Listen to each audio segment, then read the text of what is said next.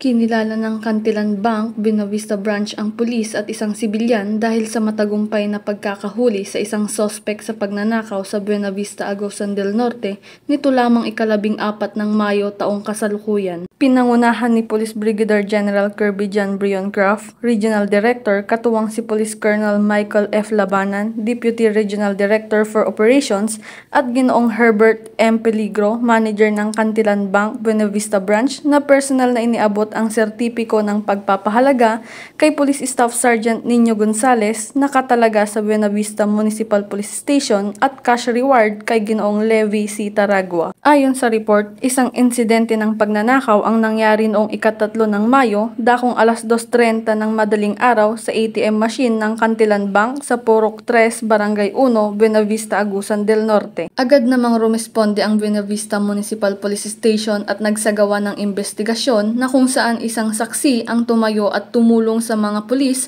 sa pamamagitan ng pagbibigay ng mahalagang impormasyon na humantong sa pagkakadakip sa isang sospek na isang 16 anyos na lalaki at residente ng Barangay Taluaw, bayan ng Buenavista. Pinuri ni Police Brigadier General Craft ang mabilis na pagtugon ng mga pulis, isang halimbawa ng mabisa at mahusay na pagpapatubad ng Safe Caraga, where Caraga cops should be seen, approachable, felt, and efficient.